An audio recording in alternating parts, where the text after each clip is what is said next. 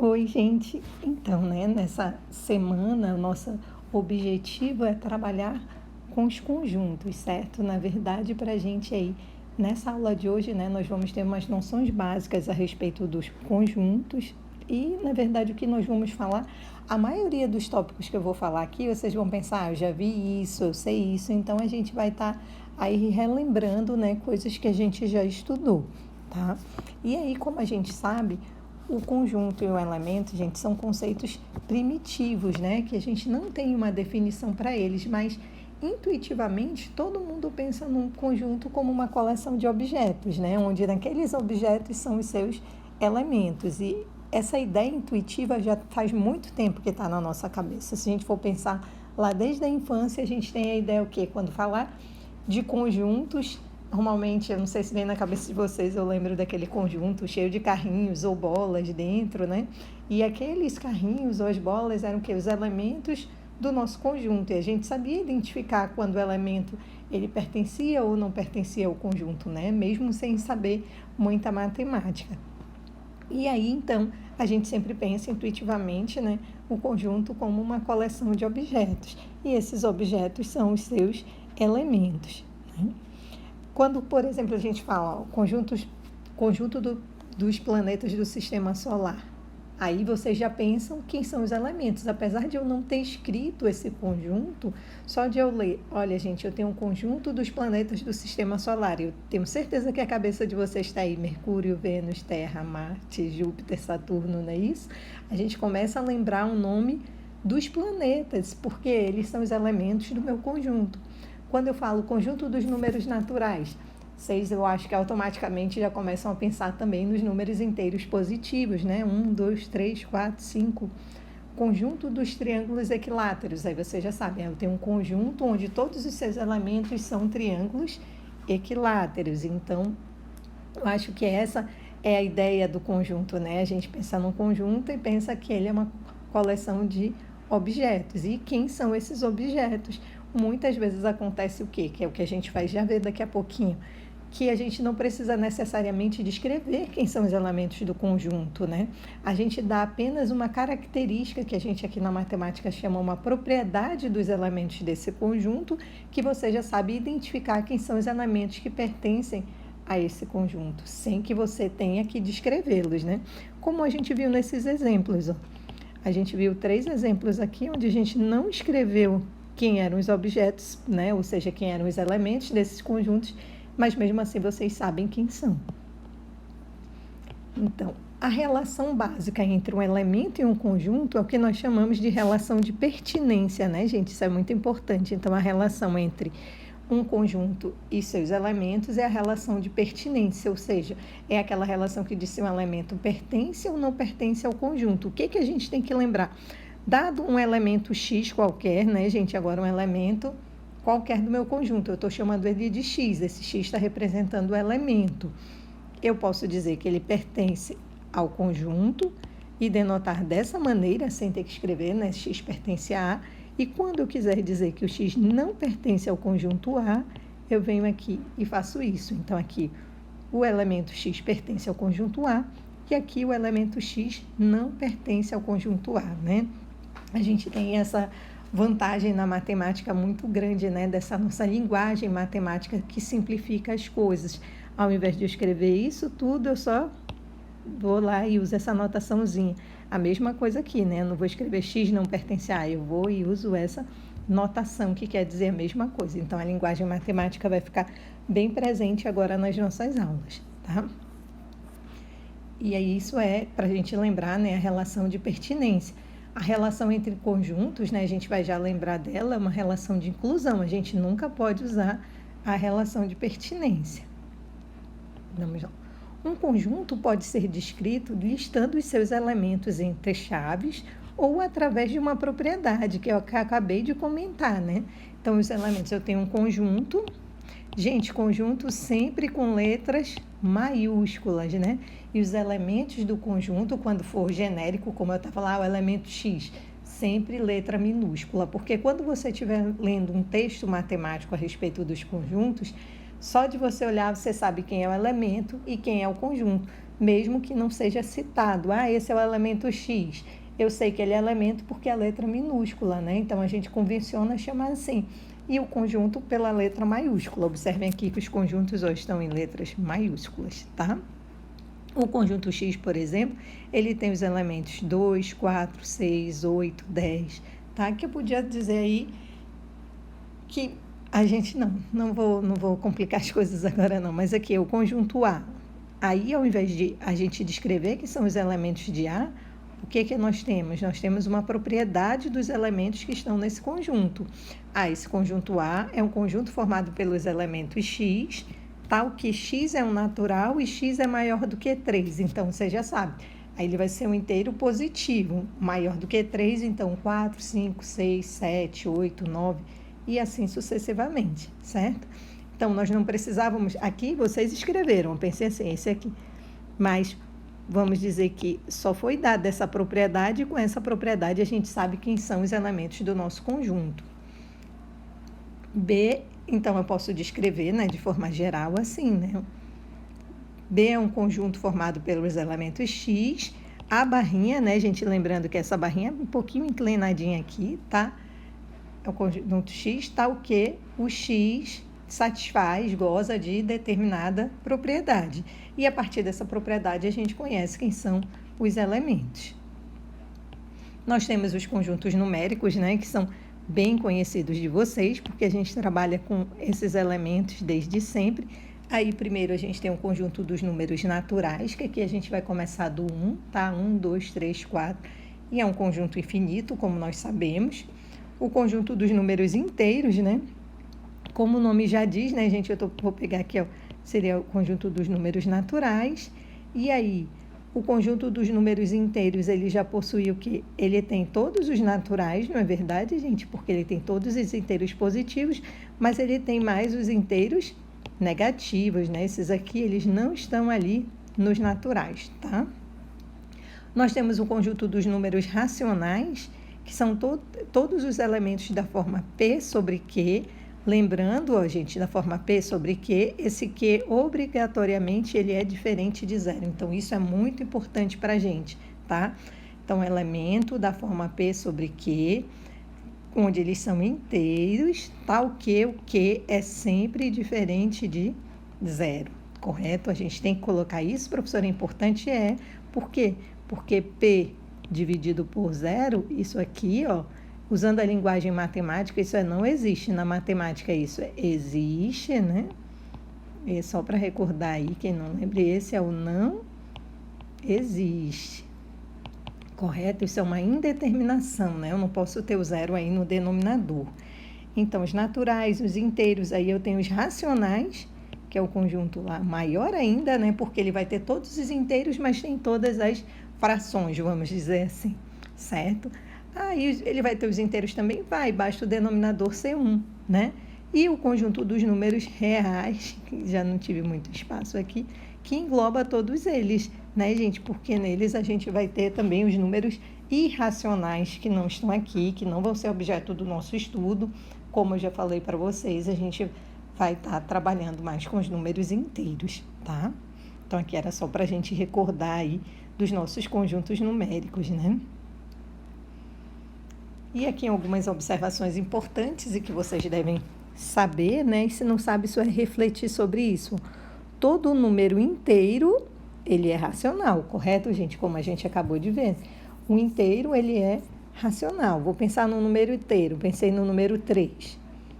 Eu posso escrever ele na forma 3 sobre 1, ou seja, naquela forma que o número racional é da forma P sobre Q, onde Q é diferente de zero. Então, ele está dentro desse conjunto, ele satisfaz essa propriedade, né? Mas nem todo número racional vai ser inteiro, porque o número da forma 1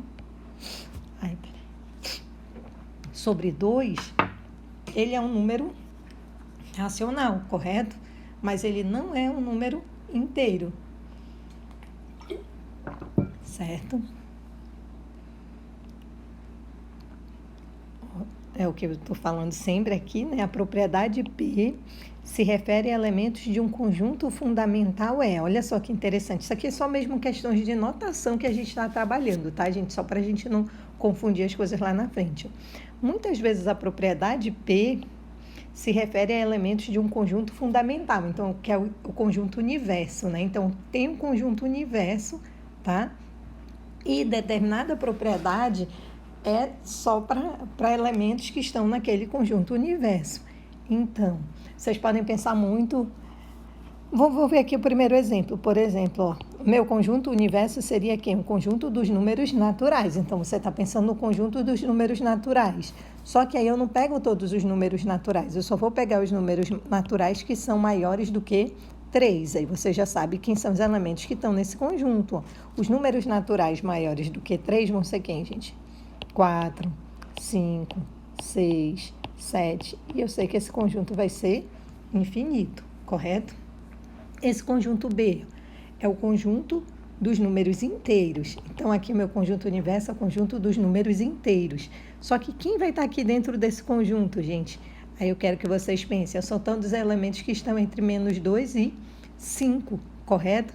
Então, esse conjunto aqui ele já vai ser finito, ó, menos 1, 0, 1, porque ele é número inteiro, tá, gente? Então, menos 1, 0, 1, 2, 3, 4. Eu posso colocar o 5 aqui? O que vocês acham? Pensem aí, me respondam.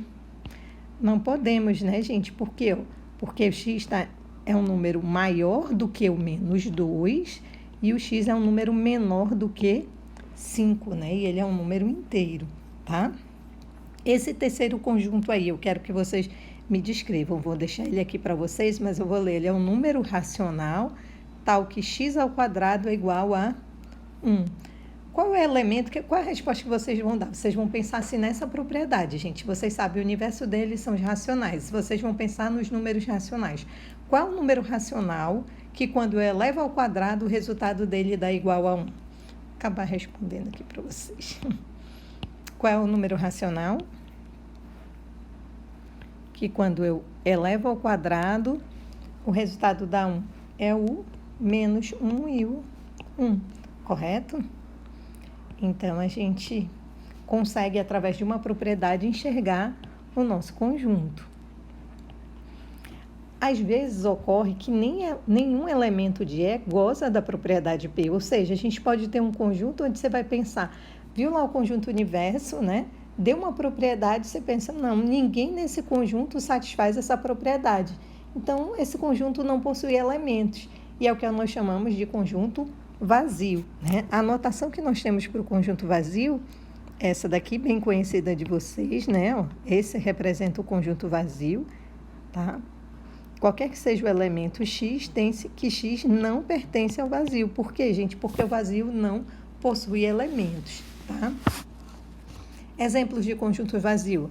É um conjunto dos números naturais. Então, meu conjunto universo aí é o conjunto dos números naturais. Eu vou pensar só em números naturais. Aí eu vou pensar, que número natural que está entre 0 e 1? Entre 0 e 1 não existe nenhum número inteiro, né, gente? Se aqui no meu universo fosse o racional, aí eu teria infinitos números aí, mas ele é um número natural. Aqui, ó, x pertence aos inteiros. Qual o número inteiro que eu elevo ao quadrado e o resultado dá menos 1? Nenhum, né, gente? A gente lembra lá da potenciação, que aí eu vou ter um número elevado ao quadrado, o resultado dele sempre vai ser o quê? Positivo. Então, aqui a gente também, dentro desse conjunto, pensando nesse conjunto universo como conjunto dos números inteiros, nós não temos elementos. E daí a gente tem mais um conjunto vazio, tá? Aqui a gente vai começar a estudar as relações entre conjuntos. A relação entre conjuntos já é uma relação de inclusão. A relação entre o elemento e o conjunto é relação de pertinência. Relação entre conjuntos é relação de inclusão.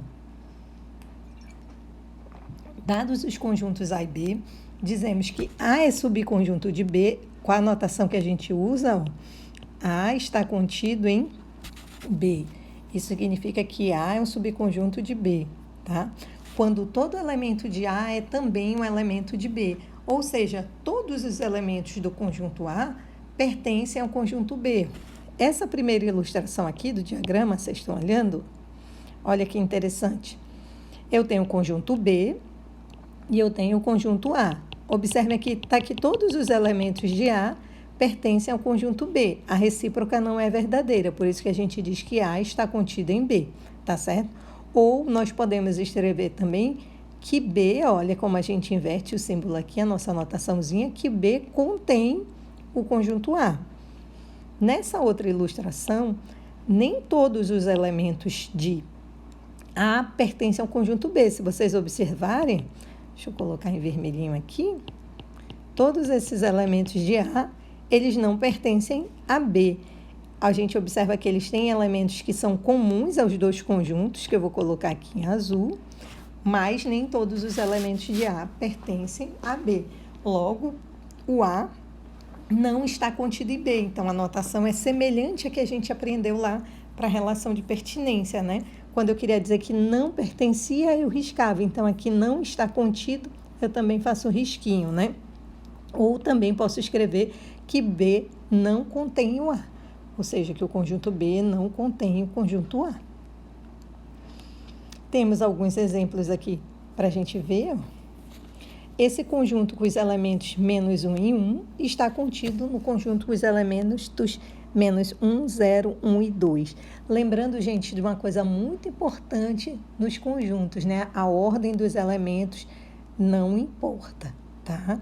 Ou seja, se eu tiver o conjunto formado pelos elementos 1, 2, 3 e o conjunto formado pelos elementos 3, 1, 2, esses conjuntos têm os mesmos elementos, né? Então, eles serão iguais, tá? Nós vamos ver daqui a pouquinho essas definições, né? Falar de igualdade entre conjuntos, e isso é muito importante. Dois conjuntos são iguais quando eles possuem os mesmos elementos, tá? Então, a gente observa aqui, então, a menos da ordem, tá? Então, eles são iguais quando eles possuem os mesmos elementos a menos da sua ordem. Esse primeiro exemplo, ó, esse conjunto está contido nesse. Aqui vocês podem ver, ó, que é aquele diagraminha que eu tentei fazer lá nos conjuntos numéricos, quando nós vimos ainda há pouco, os naturais estão contidos nos inteiros, que estão contidos nos racionais, que estão contidos nos reais, né? Olha que interessante isso aqui. X é o conjunto dos quadrados, então fiquem aí na cabeça de vocês. O X é o conjunto dos quadrados. O Y é o conjunto dos retângulos. Se o x pertence a x, significa que ele é o quê, gente? É um quadrado. Se ele é um quadrado, se ele pertence ao conjunto dos quadrados, ele é um quadrado. Se ele é um quadrado, significa que ele pertence ao conjunto dos retângulos, ou seja, ele pertence ao y. Logo, o x está contido em y, né? Que é o que a gente sabe. Todo quadrado vai ser um retângulo, né? E aí, então, por isso que o conjunto dos quadrados está contido no conjunto dos retângulos, né? Ele é um subconjunto. Olha, aqui é bem interessante também, observem aqui. Quando A está contido em B, não está excluída, gente, a possibilidade do A ser exatamente igual ao B, tá? Então, A pode estar contido em B e o B está contido em A, e daí os conjuntos são iguais, tá? No caso em que A está contido em B e A é diferente de B, que foram os casos que a gente viu, nós chamamos que A é um subconjunto próprio de B, tá? Então, isso é bem interessante, ó. A está contido em B, mas A é diferente de B. Então, A é um subconjunto próprio de B. Mas pode acontecer de A estar contido em B e os conjuntos serem iguais, porque aí o B também vai estar contido em A. Aqui nós temos alguns exemplos, ó, de subconjunto próprio de quê? Menos 1, 0, 3 e meio é um subconjunto próprio dos racionais. Por quê, gente? Porque esse conjunto, todos esses elementos são números racionais, mas, obviamente, esses elementos não são o conjunto dos números racionais, né? Ó, esse conjunto aqui tem um elemento 0 só, ele é um subconjunto próprio desse outro conjunto. Por quê? Porque esse conjunto está contido nesse, correto? Ó, esse está contido nesse e eles não são iguais. Então, a gente fala que ele é um subconjunto próprio, tá? Quando o conjunto A não é um subconjunto de B, Ou seja, quando existe pelo menos um elemento de A que não é elemento de B, é como eu já falei a vocês, o A não está contido em B, tá? Temos os exemplos aí, eu vou deixar esses aqui para vocês pensarem, né? E tá bem interessante e, na verdade, vocês vão saber fazer, tenho certeza, se estão ou não contidos, né? Na verdade, a questão é nesse aqui, né? Que é a nossa pergunta. Vou deixar aqui marcadinho para vocês me responderem. Pensar. Não vou botar fazer, porque vocês não têm que fazer, né? Tem que só que pensar nessa relação de inclusão. Será que isso é verdade? Os racionais estão contidos nos inteiros? Então pensem e me dê a resposta. Não esqueçam, hein?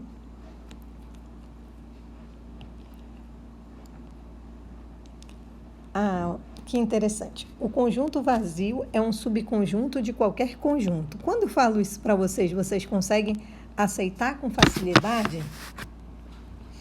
Como eu estou dizendo aqui, o vazio é um subconjunto de A, qualquer que seja o conjunto A.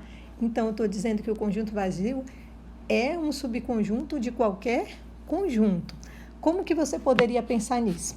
Porque, olha só, se o vazio é um subconjunto de qualquer conjunto, que é o que a gente tem aqui, eu estou dizendo o quê? Que todo elemento, tá, que está em A, ou o vazio, né? Todo elemento que estiver no vazio pertence a qualquer conjunto, certo? Vamos pensar nessa afirmação, se tiver difícil de vocês aceitarem, né? Por absurdo. Aí é simples da gente entender. Aí, por absurdo, gente, a gente sempre contraria o que a gente está dizendo. Eu estou dizendo para vocês, o conjunto vazio é um subconjunto de qualquer conjunto. Eu vou contrariar, então, dizer que o vazio não é, né? Então, se o vazio não fosse subconjunto, então, eu vou fazer por absurdo, tá? Então, eu digo lá que o vazio não é subconjunto de A, certo? O que isso significa, pelo que a gente acabou de estudar pelas nossas definições? Se o vazio não é um subconjunto de A, é porque deveria existir um elemento no vazio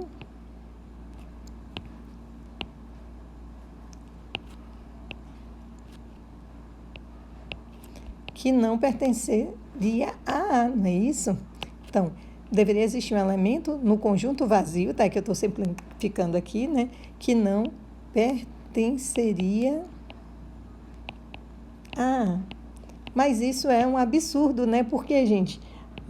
Porque o vazio não possui elementos. O conjunto vazio não possui elementos. Então, se ele não possui elementos, eu não posso afirmar, né? Eu posso garantir, então, que o vazio é um subconjunto de qualquer conjunto. Pode ser um conjunto A qualquer, o vazio é um subconjunto dele. Lembrando, gente, que sempre que eu afirmar que A é subconjunto de B, eu estou informando o quê? Eu estou dizendo que todos os elementos do conjunto A pertencem ao conjunto B. Então, olha que interessante, que legal a gente guardar bem essa informação até depois, quando a gente estiver trabalhando as demonstrações. A relação de inclusão tem as seguintes propriedades. Ela é reflexiva, ou seja, um conjunto é sempre subconjunto dele mesmo, né? Isso daqui é bem óbvio para a gente enxergar, não é, gente? Porque todos os elementos de A pertencem a A, então a gente não tem muito o que discutir. É antissimétrica, ou seja, se A está contido em B e B está contido em A, a gente tem que A é igual a B. Então, depois, quando a gente estiver trabalhando exercícios para mostrar a igualdade entre conjuntos, como é que eu penso que dois conjuntos são iguais, gente? Eu verifico se eles possuem os mesmos elementos. Então, todos os elementos de A estão no conjunto B e todos os elementos de B também pertencem ao conjunto A. Logo, eles são iguais. Então, ou seja, vale as relações de inclusão A está contido em B e B está contido em A. A transitividade, se A está contido em B e B está contido em C, então A está contido em C. Ou seja, se você tem que o A está contido no conjunto B. Então, esse meu A aqui, esses meus diagramas, o A está contido em B, certo? mas o B está contido em C. Então, o A também vai estar contido em C. A gente consegue verificar essa demonstração com muita facilidade, né? Porque se o A está contido em B, significa que todos os elementos de A pertencem ao conjunto B. Mas se B está contido em C, significa que todos os elementos de B pertencem ao conjunto C. Logo, todos os elementos de A vão pertencer ao conjunto C, né? Que é a nossa transitividade, que a gente usa bastante. Então, a relação de inclusão ela é reflexiva, a gente já tem essas propriedades, ela é antissimétrica e também vale a transitividade, tá? Ela é transitiva, né? Então, sempre que a gente vai provar uma igualdade entre dois conjuntos, era o que eu estava falando para vocês, A e B, basta a gente mostrar que um está contido no outro, ou seja, que o A está contido no B e B está contido em A. Aqui nós temos como exemplos, dois conjuntos, esse é o conjunto A e esse é o conjunto B. E a reflexão é, esses conjuntos são iguais? O que vocês acham? Aí verifiquem se um conjunto está contido no outro. Na verdade, basta vocês pegarem esse conjunto A e ver quem são os elementos que estão no conjunto A. E aí o conjunto B ele já é dado de forma explícita, ele possui os elementos menos 1 e 1. Então, verifiquem, os elementos que estão em A são os mesmos elementos que estão em B? Se for, esses conjuntos são iguais. Vou deixar aqui atividade 1. Então, resolvam esse aqui.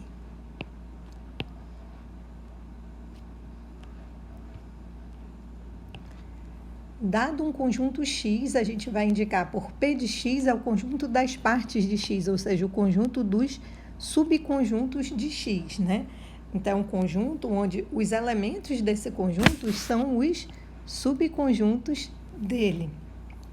Quando eu digo, por exemplo, aqui, que é o conjunto das partes de X, por exemplo, deixa eu colocar aqui mais explícito, bonitinho. Eu tenho um conjunto X. O conjunto das partes de X eu chamo assim, P de X, é o conjunto das partes de X. Os elementos desse conjunto são os subconjuntos de X. Se eu disser que o conjunto A pertence a P de X, aqui, gente, não confundam, porque aqui os elementos, tá? Os elementos são os subconjuntos de X, por isso é que a gente está tendo essa relação. O nosso elemento, ele é um subconjunto, tá? Então, quando eu digo que o conjunto A, pertence ao conjunto das partes de X, é porque eu estou dizendo que o A é um subconjunto de X, tá certo? Então, A é subconjunto de X. Então, o conjunto, quando vocês pensarem que é um conjunto das partes de um determinado conjunto X, é um conjunto onde os seus elementos são todos os subconjuntos de X. Lembrando, gente, que qualquer conjunto ele já tem um subconjunto que você conhece, que é o vazio, né? E o outro é ele mesmo. Muito importante, já veio aqui a informação, P de X nunca é vazio, nunca, gente. Por quê? Para ele ser vazio, P de X, significaria que ele não possui elementos, mas a gente garante que há pelo menos dois elementos aí dentro. Quem é? É o vazio, porque nós acabamos de ver que o vazio ele é subconjunto de qualquer conjunto, e o próprio conjunto, porque se eu estou estudando o conjunto das partes de X, o subconjunto, como nós acabamos de ver a propriedade reflexiva, todo conjunto ele é subconjunto dele mesmo. Então, ele é uma parte dele mesmo, tá? Por exemplo, esse conjunto X, ele tem os elementos 1, 2 e 3. Vamos ver quem são o conjunto das partes.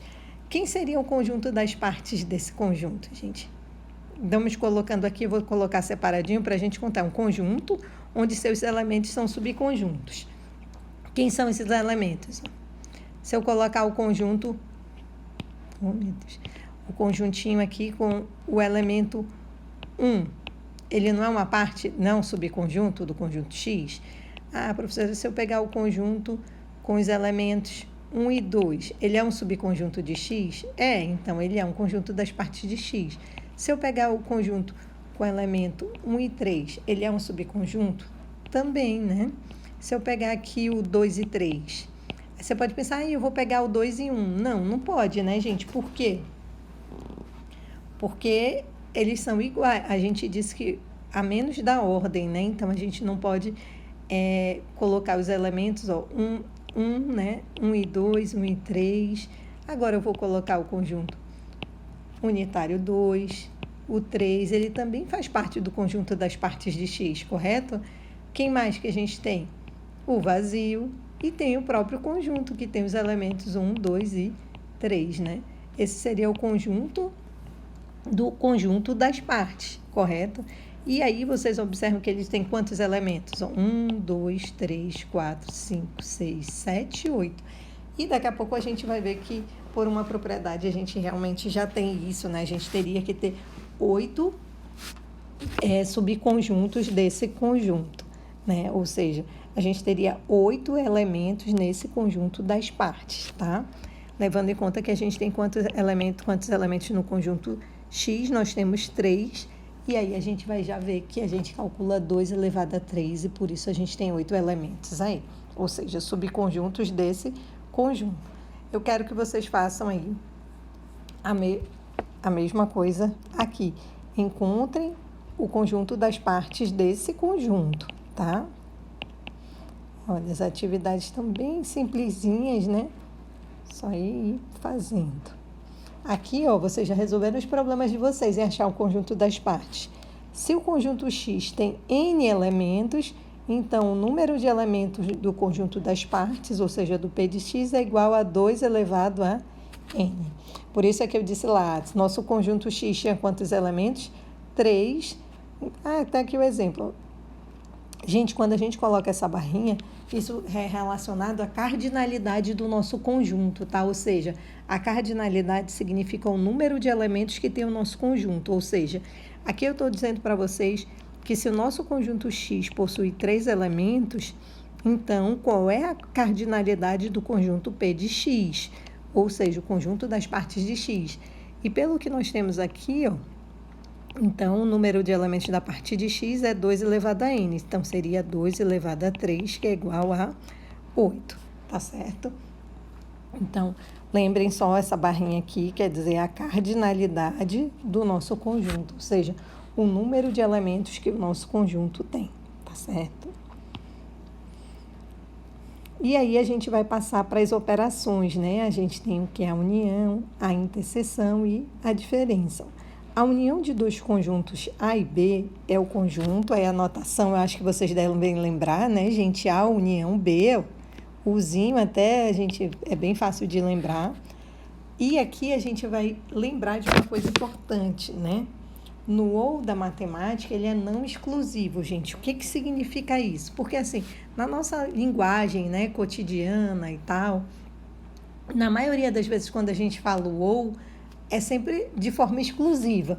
Por exemplo, eu vou estudar ou eu vou assistir série. Então, eu vou fazer uma coisa ou vou fazer outra. Eu não vou fazer as duas coisas, né? Então, quando eu quero falar ou, então eu estou excluindo. Eu vou falando, eu vou estudar, que eu sei que vocês vão estudar, né? Tenho certeza disso. Ou vou assistir série. Então, faço isso ou isso. Na matemática não é assim, por quê? Vocês vão ver aqui na nossa propriedade ou na nossa definição de união. Quando a gente fala que o elemento X pertence ao conjunto A união B, a gente está dizendo que X pertence a A, ou X pertence a B, ou X pertence a ambos os conjuntos, tá, gente? Pode acontecer, ó, do elemento. Se vocês observarem aqui pela nossa figura, eu vou colocar aqui, esses são os elementos que estão em A, correto? Todos aqui estão em A. Quem é que está em B? Vou colocar em azul. Todos esses aqui estão em B. Quem está em A união B, gente, é tudo isso aqui, ó. Desculpem aqui. Quem está em A união B é tudo. Porque são todos os elementos que estão em A, ou estão em B, ou estão nos dois. Então, pode estar aqui, ó, só em A, pode estar só no B ou está em ambos os conjuntos. Ele vai estar na união, tá certo? Então, é importante a gente entender isso, tá? Então, quando eu disser que o elemento X pertence... deixa eu trocar a canetinha. X pertence a A união B, esse elemento ele pode pertencer só ao conjunto A, ou ele pode pertencer só ao conjunto B, ou ele pode pertencer aos dois conjuntos, tá? Então, não tem essa exclusividade, ele só está aqui ou está aqui, né? E aqui vocês podem brincar um pouquinho, ó, fazendo esses exemplos de, vamos escolher aqui, vou fazer esse terceiro, depois vocês vão fazendo os outros, ó. A união desses conjuntos, né? Só é unindo os elementos. Então, aqui eu tenho o conjunto ABC, união com o elemento CDE. Gente, não repitam elementos no conjunto. Então, quem vai estar nesse conjunto união? São os elementos que estão nesse primeiro conjunto, ou que estão no segundo, ou que estão em ambos. Então, a gente vai ter quem? A, B, C, todos que estão no primeiro. Quem está no segundo, C, já está. Então, já coloquei o D, não, e o E, não. Então, D, E, correto? Então, aí a gente tem a união.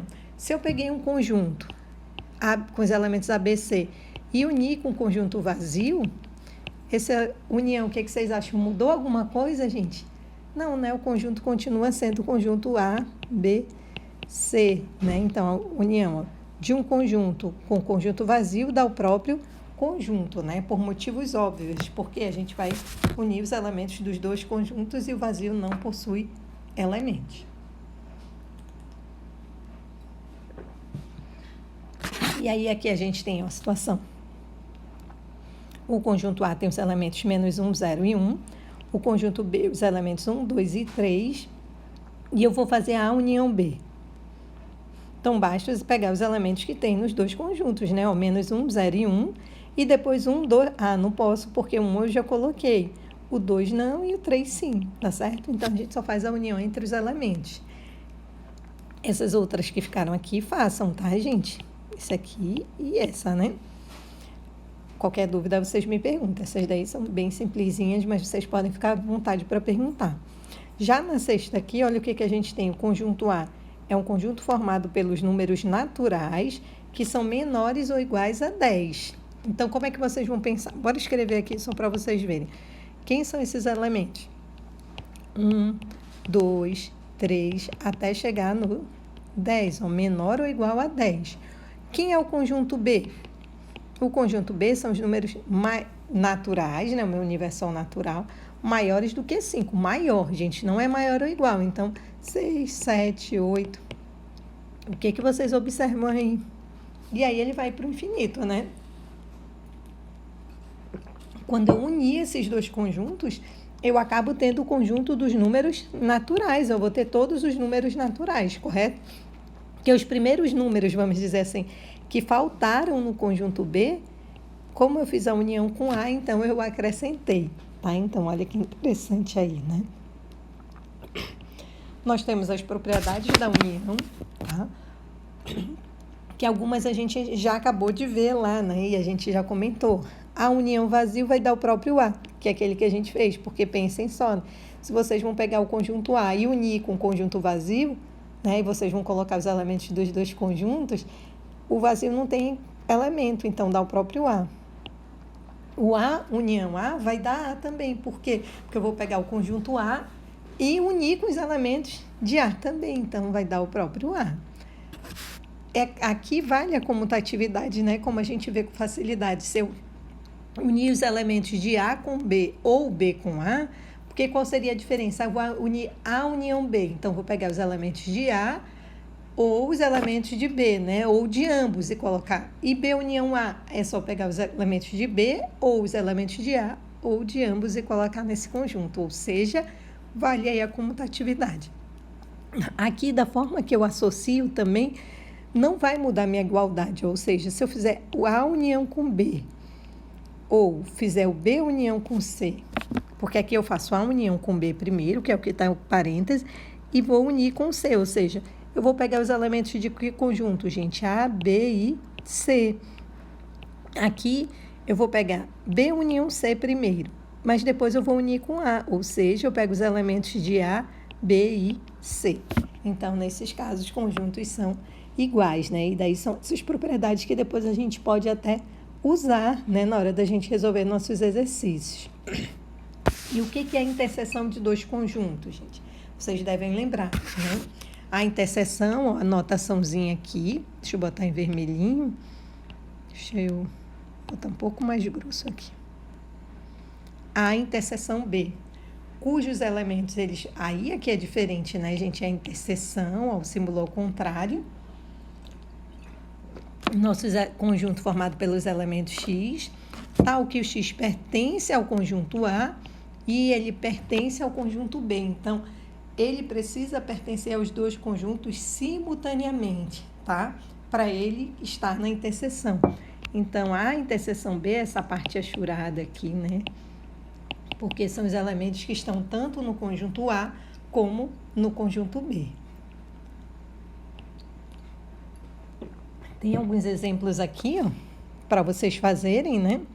Vamos fazer esse daqui, ó. ABC, interseção ABC, gente, vai dar quem? São os elementos que estão no primeiro, vou chamar primeiro e segundo conjunto, tá? Primeiro e segundo conjuntos simultaneamente. Aí são todos, correto? Porque eles são, né, iguais, tá? Já se eu fizer aqui essa interseção de ABC com BCDE, quais são os elementos comuns? O A só tem no primeiro, o conjunto B está nos dois e o C está nos dois. E o D e o E nem preciso me preocupar, né? Esse último aqui, exemplo, ó, esse aqui fica para vocês. E esse, gente, AB interseção CD. Quais são os elementos que eles têm em comum? Nenhum, né? Se eles não têm nenhum, então essa interseção é o vazio, tá certo? Aqui eu já estou passando um pouquinho mais rapidinho, né? Que acabei estendendo demais a aula, mas é só porque vocês estão vendo que tá simples, né? Ó, AB interseção vazio. Legal. Esses exemplos aqui... eu já dei a resposta. Aqui vai dar quem? São os elementos, ó, gente, do conjunto. O meu conjunto, o primeiro conjunto é AB e o segundo é vazio. Quais os elementos que eles têm em comum? Nenhum, né? Porque é vazio, então não tem elementos lá. Já o conjunto A e B aqui, observem aqui, o A e o B. Qual a interseção entre eles? Quais são os elementos comuns que eles têm? O 2 e o 3, correto? Aqui, ó, se A é o conjunto dos inteiros e o B é um conjunto, gente, de números reais, tal que x ao quadrado é igual a 2. Então, a interseção, se a interseção não existe nenhum número inteiro, olha o que vocês têm que pensar, existe algum número inteiro que vocês elevam ao quadrado e dá igual a 2? Nenhum, né? Então, a interseção entre esses conjuntos vai ser o vazio, tá? Porque no A só tem inteiro, né? Isso daqui é uma informação bem importante que vocês vão ver muito aqui no nosso curso de matemática e ao longo dos períodos, né? Falar, nós temos dois conjuntos disjuntos, e aí vocês já sabem qual é o significado. Dois conjuntos são disjuntos, gente, quando a interseção deles é igual ao vazio, ou seja, quando não existem elementos em comum nesses dois conjuntos, tá?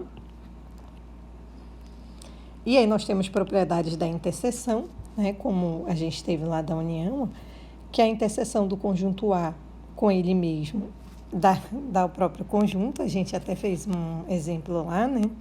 Que também a interseção ela pode ser comutativa, eu troco a ordem e dá a mesma coisa, porque a interseção B ou B interseção A, eu vou estar pegando os elementos que são comuns aos dois conjuntos, certo? Aqui também a ordem que eu fizer a interseção, gente, não vai alterar, né? Aqui eu vou estar fazendo no primeiro membro ou no segundo, que é o quê? A interseção B, interseção C. Desculpem, gente, minha voz está falhando bastante já. Então, são os elementos comuns a esses três conjuntos. A quarta nos diz o quê? Que a interseção vazio é igual vazio, que é o que a gente acabou de fazer lá de forma numérica, claro, e aqui a gente está fazendo de forma geral, mostrando, gente, que para qualquer conjunto A, quando eu fizer a interseção com vazio, vai dar o vazio. Eu quero que vocês façam uma reflexão se vocês conseguem enxergar isso. Ó. Não importa quem o A.